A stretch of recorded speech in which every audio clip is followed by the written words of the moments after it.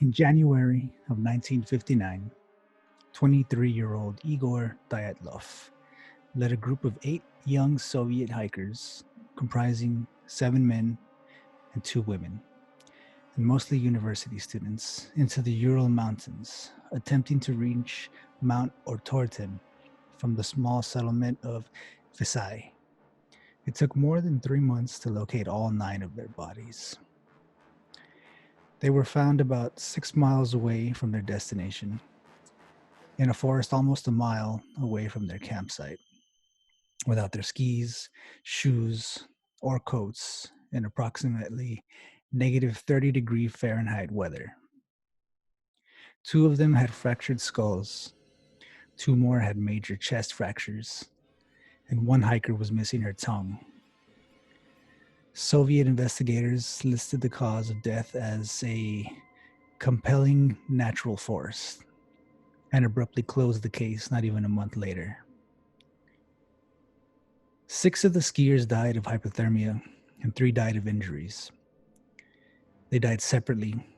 2 of them were found under a cedar tree near the remains of a fire, while 3 others were found in intervals of hundreds of feet from the tree, and 4 more were in a ravine another 250 feet away. The 2 under the tree had burned hands. The 4 in the ravine weren't found until May 4th, 3 months after the incident. The dead seemed to have donated some of their clothing items to the living. Ludmila Dubinina's foot was wrapped in a piece of Yuri Krivonishenko's pants, while Semyon Zolotaryov was found wearing Dubinina's hat and coat. And some garments had cuts in them, as though they were forcibly removed.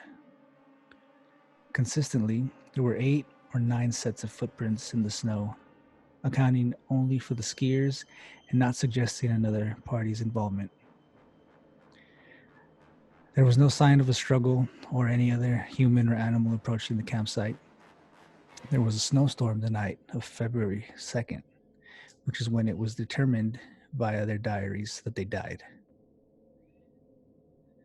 Their campsite was made on the slopes of Kholat Sayakal, Dead Mountain, at about 3,600 feet. All the travelers, 8 of them in their early mid-20s, with Zolotaryov in his late 30s, were experienced mountaineers, having skied across frozen lakes and totally uninhabited areas to get there. Despite nasty weather and slower progress than they'd planned, their last diary entries reflected high spirits.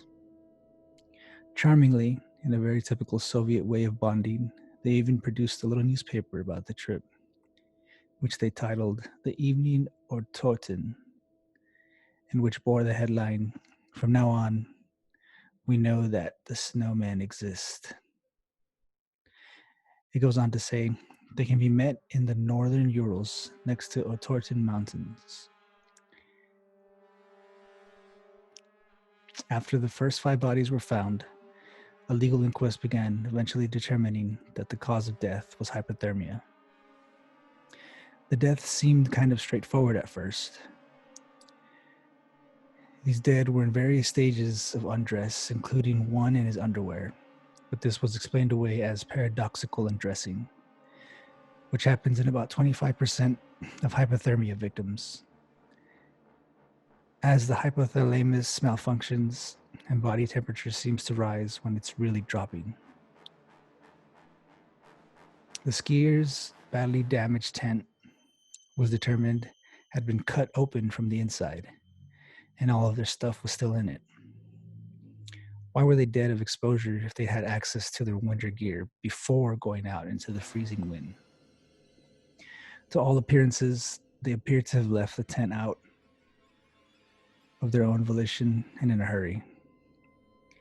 Vissarelli Zolotaryov fled the camp with his camera, but not his gear. As well, Rustem Slobodin, who, along with Dyatlov and Zina Kolmogorova, seemed to have died in a pose indicating he was trying to return to the tent, had a small crack in his skull, but it was ruled that the elements were what killed him, not the fracture. No external wounds were discovered. When the 4 bodies in the ravine were found and examined, both Dubinina and Zolotarev had fractured ribs, while Nikolai Thibault Brignoles had a major skull fracture.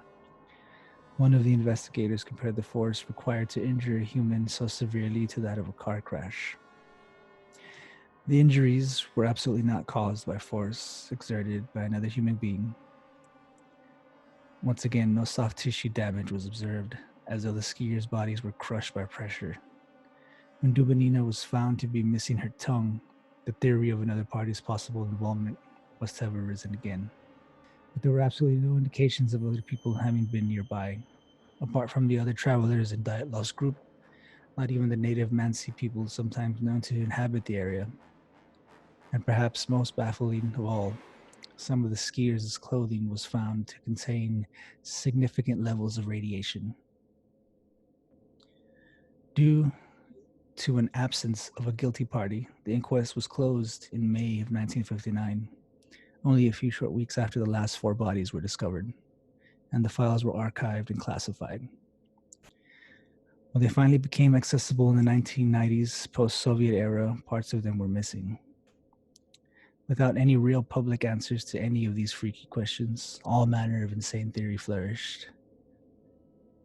But the Soviet government's very sudden closing of the case seems to have made it the most popular culprit in the minds of theorists. Orange spheres were sighted in the sky on the night the Dyatlov group died by campers about 50 miles away from the scene.